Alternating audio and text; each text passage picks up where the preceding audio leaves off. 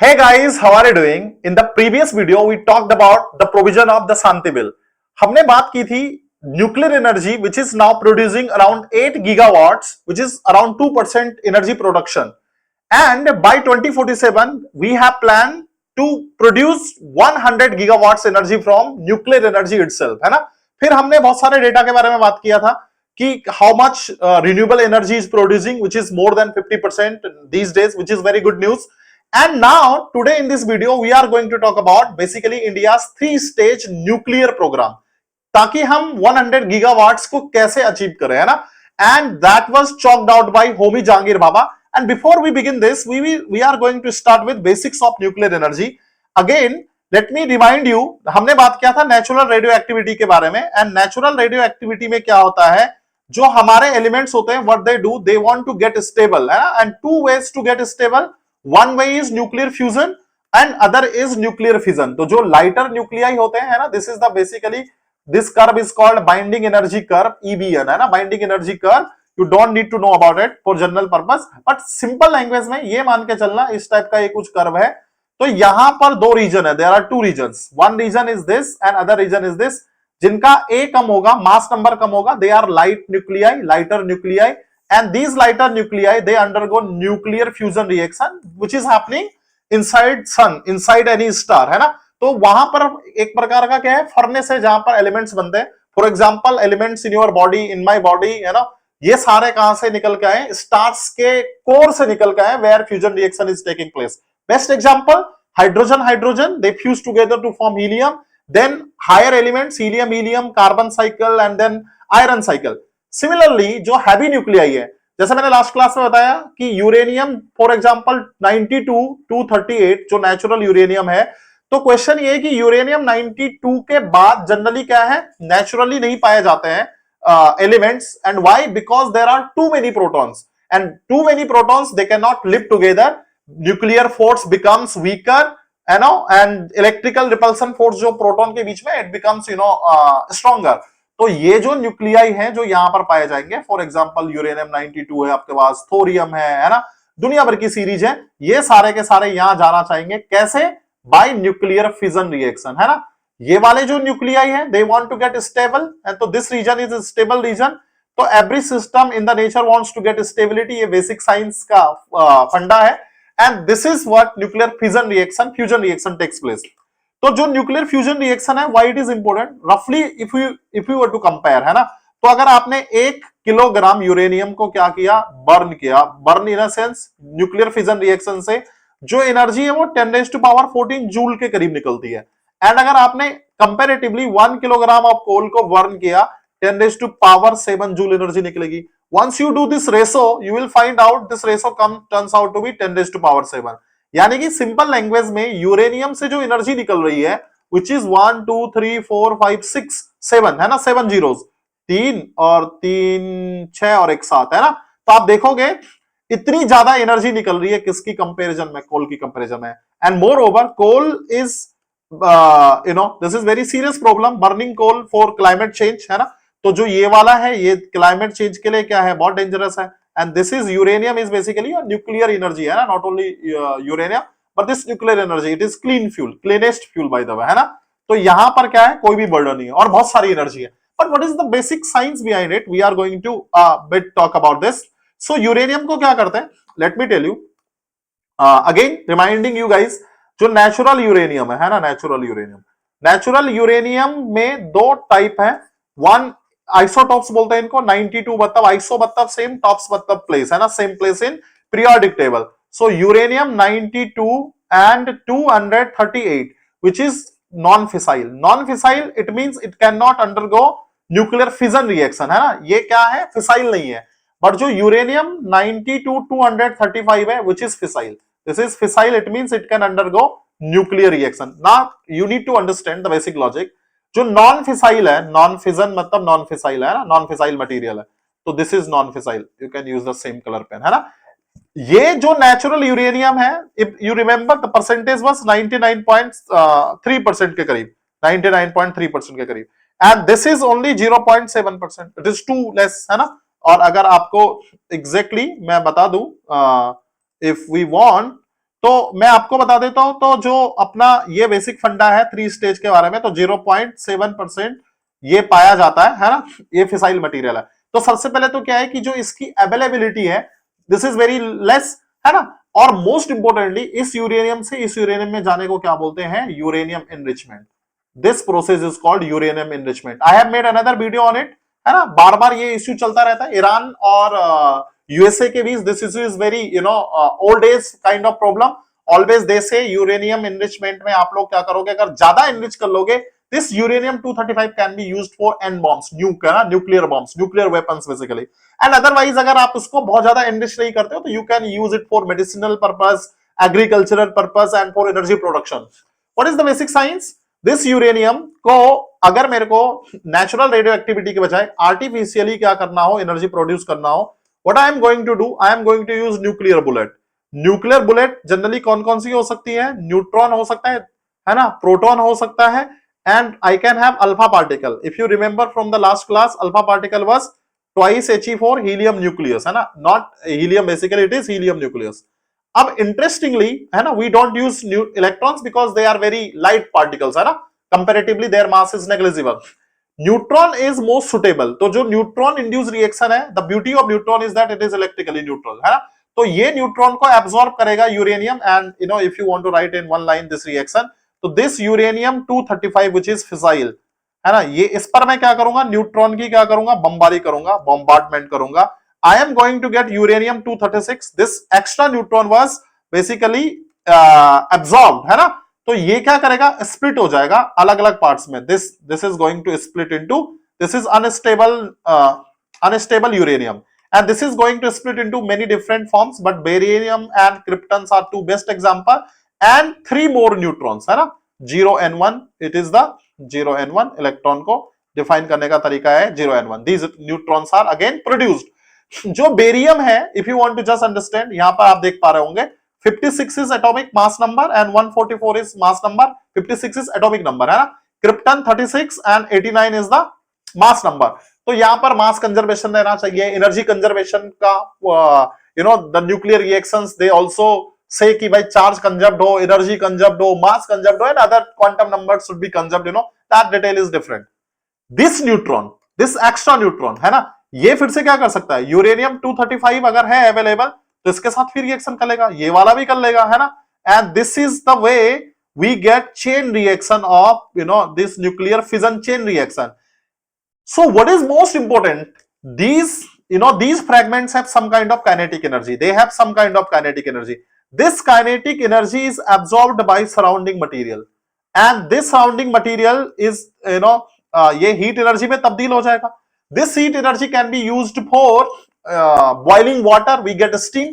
Steam से हम turbine घुमा सकते हैं. We can generate electricity, and that is how the basic idea of the nuclear reactors are. So nuclear reactors have something called core. तो core में दो चीजें होती हैं, let me tell you. Core में दो चीजें होंगी, फ्यूल एंड मॉडरेटर, है ना। अब मॉडरेटर का जो कॉन्सेप्ट है, मॉडरेटर वो होता है जो न्यूट्रॉन की स्पीड को स्लो डाउन करे, है ना। तो we have some nuclei moderator. Moderator का कॉन्सेप्ट ऐसे ही है कि जैसे आपके पास एक बॉल है, एक दूसरी बॉल है ना, सेम मास की, और अगर James Chadwick who discovered neutron, and he showed that अगर न्यूट्रॉन को मैं हाइड्रोजन एटम के साथ क्या करूं, बमबारी करूं, और ये अगर रेस्ट पे हो, तो ही फाउंड आउट दैट जो न्यूट्रॉन है आफ्टर कॉलिजन, न्यूट्रॉन तो क्या हो जाएगा, रेस्ट में आ जाएगा, है ना, लगभग रेस्ट में आ जाएगा, और जो एक्स्ट्रा जो इसके पास एनर्जी थी वो प्रोटॉन लेके निकल जाएगा, है ना। तो this kind of collision is called elastic collision, and that is the basic idea of moderator. तो मॉडरेटर का काम है to slow down neutron. And why to slow down neutron, basic question ये भी है। तो न्यूट्रॉन को स्लो डाउन करना इसलिए जरूरी है, otherwise fast neutron they escape, और अगर फास्ट न्यूट्रॉन एस्केप कर गए, and we have also made one video on neutrino, तो so understand neutrino is different, neutron is different, but fast neutron they escape and chain reaction stops. तो no nuclear fission reaction will take place, है ना। These neutrons are called thermal neutrons, है ना। तो ये अगर temperature बढ़ाओगे तो उसके कारण जो स्पीड काइनेटिक एनर्जी जनरेट होगी, they are called thermal neutron. So why fast neutron escape? So what we need, moderator to slow down neutron, and for that purpose we are going to use hydrogen atom, and hydrogen atom कहां पे मिलेगा, H2O में, D2O में, and for that matter sometimes graphite rods are also used, है ना। तो ये ध्यान रखना, ये 3 क्या है, ये क्या है, water, ordinary water, this is called heavy water, है ना, और इसलिए हैवी वाटर मॉडरेटर के रूप में हैवी वाटर को भी यूज किया जाता है, and graphite rods are also used. So this is the basic idea of the core, this is the core of the nuclear reactor. I guess you have understood this basic idea, है ना। उसके अलावा इसमें क्या होते हैं, reflectors होते हैं, रिफ्लेक्टर्स क्या करते हैं, लीकेज, तो दे रिफ्लेक्टर्स क्या करते हैं, स्टॉप लीकेज, है ना, इसको लीक होना वैसे भी डेंजरस हो सकता है because it contains radioactivity, to stop leakage, है ना, टू स्टॉप लीकेज। और सीधा सीधा फंडा, ये पूरा सिस्टम क्या होता है, ऐसे इस तरह से क्या हो जाता है, बेसिकली ये क्लोज्ड सिस्टम है ना, क्योंकि अगर ये सिस्टम क्लोज नहीं होगा तो things will get leaked out and it is very dangerous. Control rods क्या करती हैं, just remember for that we use cadmium rods. Cadmium rods क्या करती हैं, दे एब्सॉर्ब, स्लो डाउन नहीं करती, याद रखना, दे एब्सॉर्ब न्यूट्रॉन। तो अगर न्यूट्रॉन्स को ये एब्सॉर्ब करेंगे तो they can use to shut down the plant, है ना। तो आप क्या कर सकते हैं, you can use to shut down nuclear fission reaction. तो अगर आपको बंद करनी है तो you can use this control rods, right. जो काइनेटिक एनर्जी थी, that energy was converted into heat energy, this heat energy was absorbed by water.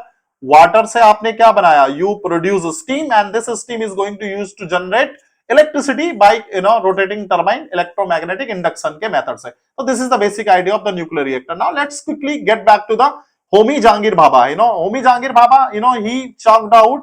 So this guy, this is the father of nuclear science, nuclear physics in India. और इन्होंने क्या किया, he chalked out, इनको father of nuclear energy in India भी बोलते हैं, chalked out 3-stage plan. अब ये 3-stage plan क्या है, let me quickly tell you. Initially India ने जब भी ये प्लान क्या किया था, शुरू किया था, न्यूक्लियर मतलब जब बनाना शुरू किया था, तो हमारे पास 1956 में सबसे पहले 1956 अप्सरा, है ना, this was the nuclear reactor, first nuclear reactor. इसमें हम लोगों ने क्या किया था, इनरिच्ड यूरेनियम को यूज किया था, एंड इनरिच्ड यूरेनियम 235, और मॉडरेटर के तौर पर किसको यूज किया था, वाटर को यूज किया था, है ना, किसको यूज किया था, वाटर को यूज किया था। इन 1960s we have this 1960 we have this reactor called CIRUS, है ना, C stand for Canada, India, Research, US, और यहां पर नेचुरल यूरेनियम को यूज किया गया था, natural uranium was used, and for moderator heavy water was used, है ना। This was the history of India basically, okay, India's atomic energy program की जो हिस्ट्री है ना, that was 40 megawatt reactor, and again as I have said you, तो यहां पर natural uranium को यूज किया गया था, and heavy water was used as moderator.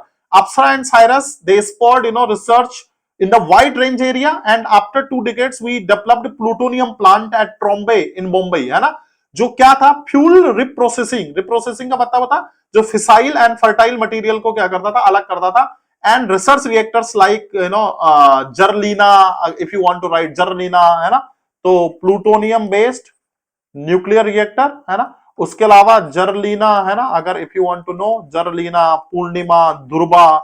पूर्णिमा, है ना, then Dhruva, these all were basically nuclear reactor, research reactors.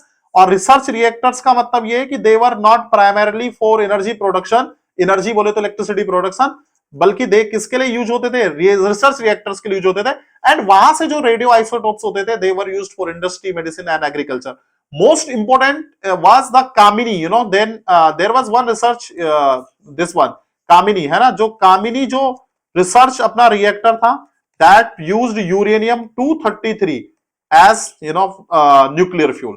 That is the most important achievement which we are going to use for 3-stage nuclear program, है ना।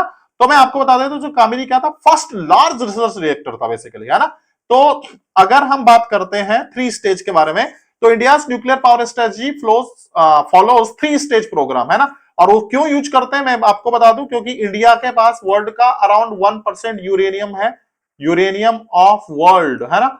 और India के पास अगर मैं बात करूं, if you want to talk about India, and around 25% of thorium reserves.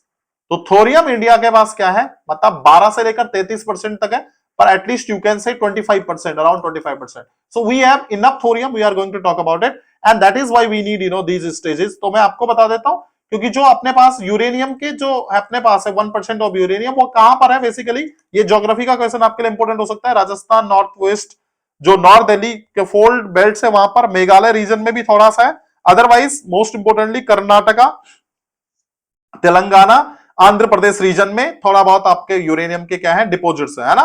तो आप ये देखोगे डिपोजिट्स है। झारखंड में सिंगबम सियर जोन जो है वहां पर भी क्या है यूरेनियम है। बट अगर मैं थोरियम की बात करूं तो मोनेजाइट जो एरिया है यहां पर केरला में भी ये जो रीजन है थोड़ा सा, दिस केरला रीजन, देन यहां से तमिलनाडु है ना, then you will look at Telangana, Andhra Pradesh, these all are the region है ना। Okay, Andhra Pradesh, Tamil Nadu, Orissa is also, not Telangana basically but yes Andhra Pradesh is there, तो तेलंगाना आंध्र प्रदेश वाला रीजन हो सकता है, ठीक है। तो ये जो थोरियम के लार्ज डिपॉजिट्स हैं, इसलिए thorium is important for us. But remember thorium is not fissile है ना, थोरियम इज नॉट फिसाइल, मतलब it doesn't undergo nuclear fission reaction, it is fertile. Fertile मतलब it can produce some fissile material, this is the basic idea है ना। Lower nuclear proliferation risk है इसका। India 3 stage nuclear program में ultimately aims to utilize thorium as core fuel. And Shanti Bill के बारे में which we have discussed, it provides legal and institutional backing to accelerate thorium utilization. Let me quickly tell you what is the 3-stage program of government of India. So 3 stage में क्या है, जो पहला stage है इसमें हम क्या करते हैं, नेचुरल यूरेनियम को we are going to use है ना। एंड ये डायग्राम में आपको लास्ट में दिखाऊंगा, बेटर ये है we will start from here है ना।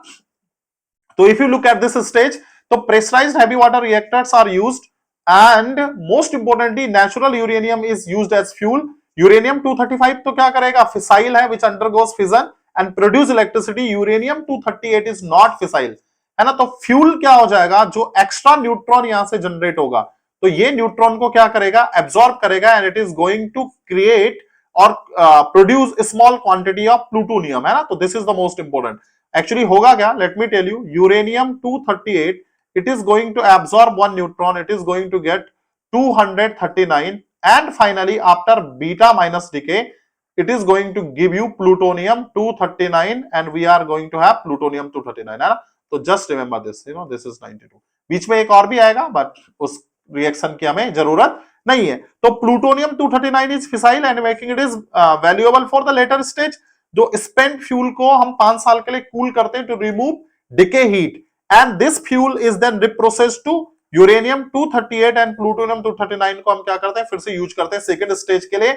These second stage is called fast breeder reactors because moderators are not used है ना, moderators are not used, moderators की जरूरत नहीं पड़ती है। और plutonium it undergoes fission and therefore it produces some electricity and the potential is around 300 gigawatts. Simultaneously more plutonium is generated than it was used है ना।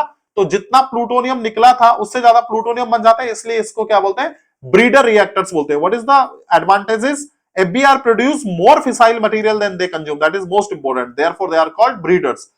प्लूटोनियम इन्वेंटरी इंक्रीज हो जाएगी एंड स्टेज 1 की फिर हमें जरूरत नहीं पड़ेगी, यानी कि यूरेनियम 235 की हमको जरूरत कुछ टाइम बाद नहीं पड़ेगी अगर ये अपने पास क्या हो जाएगा, sufficient amount of plutonium inventory was produced है ना। This thorium it is used as blanket and it will again undergo reaction to produce nuclear reaction to produce uranium 233 और ये क्या है, फर्टाइल है ना, ये फर्टाइल है, फिसाइल नहीं है। और यहां से यूरेनियम 233 आएगा and once we have uranium 233 we can use from thorium 232 we get uranium 233 and once we have uranium 233 which is fissile and it will enable sustained nuclear power generation and this stage enable long term energy security और हमको कभी भी 235 की जरूरत नहीं पड़ेगी। तो that is the basic idea behind fertile and this is fissile है ना। तो fertile मतलब it again it doesn't undergo nuclear reaction। okay, so you should understand why we are talking about the thorium, क्योंकि जो thorium है एक तो सबसे पहले it is 3 to 4 times abundant than uranium है ना। It is not fissile but it is fertile. It is fertile it means it can be converted into uranium 233 which is again a fissile. Fissile का मतलब होता है which can undergo nuclear fission reaction है ना। लो radio activity है ना, just remember. तो लो radio toxicity इसको भी कह सकते हैं। रेडियो टॉक्सिटी का मतलब होता है कम रेडियो एक्टिव मटीरियल यहां से निकलेंगे। It is better than uranium 238 because some technical thing is called absorption cross section for thermal neutron is 3 times more है ना। थोरियम ऑक्साइड जो होता है TiO2 which is more stable and more inert, तो that is beauty of the thorium को use करने का क्या है, ये सबसे बड़ा क्या है, फायदा है ना। I think you have understood it. So this is the basic idea of this 3 stage programme of India. This stage required uranium, enriched uranium, and uranium की जो अपने पास खपत है वो ज्यादा है और अपने पास रिसोर्सेज कम है। But once we have made inventory of plutonium or enough plutonium, and plutonium is again it is a fissile, है ना, it is fissile का मतलब है it can undergo what it can do, it can undergo nuclear fission reaction, then we can convert thorium into, with the help of this plutonium get inside as a fuel, and it thorium is also blanket, है ना, blanket की तरह thorium use करता है, and we get uranium 233 electricity generation, and we get hydrogen also। तो thorium के utilisation हो जाएगा, and we only need stage 2 and stage 3। So that is the basic idea behind the India's 3 stage nuclear program. Before winding up this video, let me give you some question. India's 3 stage nuclear power program is often described as resource driven strategy rather than a technology driven one. Explain how does this approach address India's long term energy security concern? And another question for you, examine the scientific rationale and strategic significance of India's 3 stage nuclear program in the context of climate commitments and energy transition, है ना। तो climate commitments भी है, क्योंकि वैसे भी हालांकि हम कितना जाना चाहते हैं 100 gigawatts by 2047, which is going to be approximately 9% of the total energy production, है ना, electricity generation। Access whether nuclear energy, but there are some industries which are hard to decarbonize, है ना, तो वहां पर this energy, nuclear energy going to play very important role। So just remember all these things। Thank you so very much। If you really like our videos, don't forget to hit like button, don't forget to share the class, and if you like our channel, don't forget to subscribe। Thank you so very much। See you guys until next time।